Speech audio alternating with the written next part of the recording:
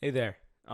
It's me, the guy who makes the bad videos. Anyway, today we're gonna be talking about something very interesting and something that I hold very dear to my heart. Biology. That is so much fun, am I right, guys? Anyway, today we're being joined by my boy, CeeLo Green. He will be with us while we're talking about animals and stuff. So why don't we get right into it? Okay, I have one statement. What if you could tap into the human potential and become the strongest human being to ever exist? Now, I just want you to plant that idea in your head. What do you think? Okay, good job. You gave me your opinion. I don't care, because we're not talking about that. We're going to be talking about adaptations of organisms. Oh, fun! Now, you may be asking yourself, what the frick is that? Well, my not-so-smart friend or foe whom I've never met. Adaptations are unique characteristics that allow animals to survive in their environments. So basically, in simple terms, it just means that they're able to develop cool techniques that they can use to live. You know, we eat with our hands or forks. That's an adaptation. So a good example of this is long necks on giraffes. You're probably wondering, why do they have long necks? Why? There is no reason for that. Well, guess what? There is. It's to be able to reach on top of trees, to eat leaves. Oh, crazy, bro. That is so messed out of this world. Anyway, now that we've got that down, let's get in deep into the meat and potatoes of this. I don't even know if that's how the saying goes. Let's get to it. Mankind will die. It is inevitable. Okay, so to start off, we got my boy King Snakes. Whoa, cool name, am I right? King snakes are just snakes that look cool. They have these spots on them, and it looks pretty dope, in my opinion. No? Well, I don't care. I don't care about any of your opinions or thoughts, so you can just shove it. Now, you may be wondering, where do they live? These guys live in forests, grasslands, suburbia, and rocky areas and deserts or fields. You can usually find them also in the borders of swamps and marshes. What the heck is that? It's this. You know, it's the place where Shrek lives from Shrek Forever After, the best movie of all time. And, of course, if you haven't noticed yet, he's a reptile. You know what that means? They lay eggs, bro. That's ew. Okay, so these guys are basically immune to venom from rattlesnakes. You know, that basically means they can kill literally anything in this world. Rat? Dead. Mouse? That is also dead. God? Maybe, but it hasn't been tested yet. But, you know, if you want to, you're more than allowed to just make that experiment yourself. You just hit up God and, you know, tell him, hey, I'm gonna kill you with a snake. And these guys do share some common similarities with some other snakes and things. For example, they lay eggs. That's a similarity, right? They, what's it called? The Scarlet Witch. Okay, so my dumb self thought it'd be a good idea to say Scarlet Witch. It's Scarlet Snake. Okay, I'm just an idiot. I'm sorry. You see this thing? This thing, it actually has the same skin pattern as the king snakes, which is pretty dope. But guess what? They're not as dope as the king snakes because they don't have the name king in them. So that makes them a beta male. They also are living just like other animals and living things. Hey, it's me again. As you can tell, it's a new day. The sun is blaring. It's a very cloudy day, but my camera is trash, so that means the sun looks like it's blasting through my window. Anyway, as you can tell, it's a new day. There's sunlight, and my shirt has changed. I think. I hope so. Anyway, they're classified as Lampropeltis. I have no idea what that is, if I even pronounced that right, but guess what? It doesn't matter. It's not like I'm being graded for the pronunciation of words, right? Right? Anyway, these guys are usually found as a tertiary consumer on the food chain, and they would usually get eaten by, like, I don't know, the sun. There are not many threats except for over-harvesting, disease, destruction, all of that good stuff. We all love that. These guys also do have a vestigial structure. You wanna know what that is? Hind legs.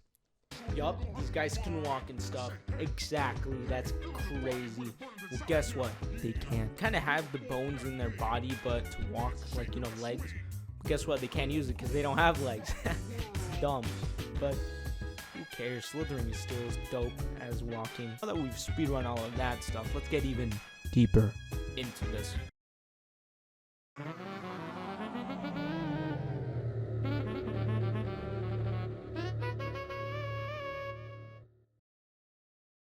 Let's talk about my boy Cactus. This guy is epic, and if you don't think he is, You disgust me and I should spit on you right now. But guess what? I won't, because I'm a very nice person. And I do not care, and your opinion does not matter at all. To start off, I'm sure y'all know where they live. Their ecosystems are mainly dry and, warm places, like, for example, the ocean. No, I'm obviously talking about a desert. You're probably asking, why the frick is he in here? Guess what? They also have adaptations. Whoa! Well, the main two adaptations of a cactus are leaves that are reduced to spines to reduce water through transpiration. Wide and deep roots absorb rainwater on the surface and deep underground. Now, you're probably asking yourself, what kind of organism is it? Come on, don't you know? It's a freaking dog. No, obviously it is a plant. And hold up, don't think this guy is all alone now. He's definitely got relatives. Aloe, yucca, and haworthia are some to name, although I'm sure there's way more out there. I'm just too lazy to search them up. It does usually have a commensalism relationship with Galapagos. I don't know if I said that right. Again, I do not want to fact check all of these pronunciations. Galapagos would usually make a nest in the cactus and use it as a shelter and protection from other animals. Sadly, the cactus does not benefit from this. Come on, that's sad, bro. Free my boy. For similarities, I mean, they're plants. They're alive. They absorb water and stuff and sunlight, I guess. What more can I say? They're classified as Cacticia. Cacticia. Yeah, I definitely think that's how you pronounce it. I mean, again, I have no idea how to pronounce that, but it doesn't matter. Please tell me it doesn't matter. They are a plant, so they're usually going to be on the bottom of the food chain. They're usually going to be the primary consumer. Okay, I was wrong once again. It's supposed to be producer. I am an idiot. I have no idea why I said primary consumer. I was just on something. I was like I was off out of this world. Anyway, again, it was supposed to be producer. I am sorry. Okay, bye-bye now. They do indeed have vestigial structures. Tuberculous.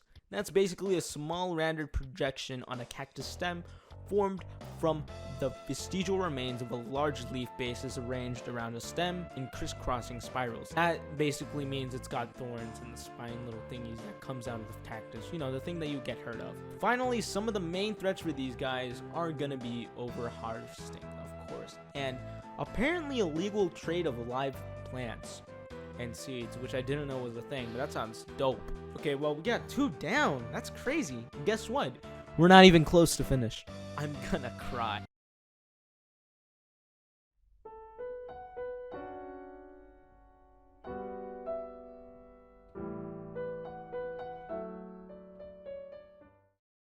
It's time to start talking about the very best thing in this world.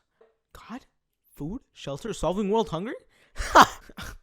Are you dumb? No, it's obviously yeast. Now, this is a single-celled organism. It's epic like the cactus. Again, I will find you. Anyways, let's start with this guy, alright? If you didn't know yeast, it is usually, used for cooking. For example, pizza or cakes or donuts that make the dough rise. That's oh my god, I want to put that in my mouth. It's so freaking good! Basically what we use yeast for. Unless you just like your pizzas incredibly thin and they're just like a crisp and that's it. That's what yeast is mainly used for. Okay, so first off, yeast likes to be somewhere nice inside a building. Oh wait, that's your pantry. No, but for real, they like to be in a moist and damp environments because that's how they're alive and thrive and stuff. That's what I'm talking about. Now, some of its adaptations are gene duplication, chromosomal arrangements, and hybridization. I am not going to talk about all of that right here in this video because that would make my computer explode. If you want to, though, you're more than allowed to just read these articles about it. Here's hybridization, this thing, and the other thing. And, just a little image for support. Of course, I'm not going to do that because I'm not a loser. But you know what? You go for it. I encourage you to do so. Alright, now that we got the nerds out of here, let's keep doing this. Yeast is indeed classified as a single-celled fungi and Saccharomyces. I don't know, I'm just gonna put the word right there. I'm not gonna do all of that.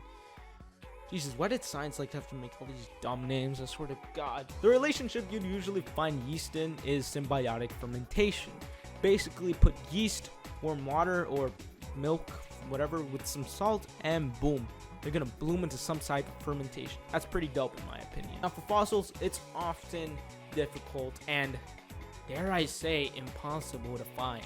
They've been known to evolve over 400 million years. Hold up, What? That's crazy. That's such a lie. I can't believe in scientists anymore. There's obviously only 222 million years. Oh man, I already messed up that joke. Now, obviously, there's only 2022 years. Come on, you scientists are dumb. I don't know why I did that. That was not funny at all. You know, yeast would usually be found as a primary consumer. Let's break it down a little. Think about it. Yeast is probably the first thing to be in a food chain. So, you know, put the little yeast in a bowl, warm water, you know, dough, flour, all of that stuff. Olive oil, boom, we got a pizza. And guess what? The secondary consumer is, or the primary consumer is us, humans. We'd eat that. Stuff in a minute. Anyway, for vestigial structures, I couldn't really find any. And it was kind of tough, but as you know, I am not a quitter. Maybe I quit at life in some other games like Dark Souls, but I am not quitting on this. I found out that there's cell walls of vestigial structure. I highly doubt that's right, but who knows? I googled all of this stuff, and in the end, it doesn't even matter. Or does it?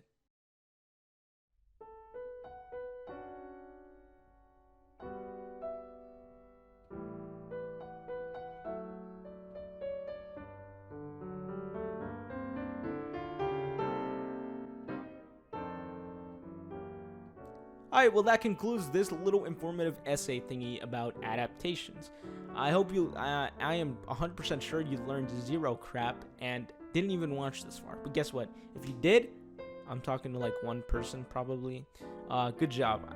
You're a Chad. You're a I don't know any other compliments other than Chad, but you're a real one. Okay, thank you again for watching, and please follow my Twitter. I need food on my table for my children. All jokes aside, this was a tedious and horrible project, and I hated every second of this. I hate you very much, mister. That's it. Bye-bye.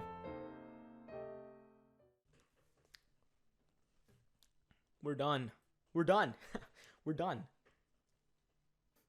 We're done. We finished. We finished recording. Yay, that took me 5 days. Can you believe it, CeeLo Green? We did it once again. My boy is slowly dying. He's so soft.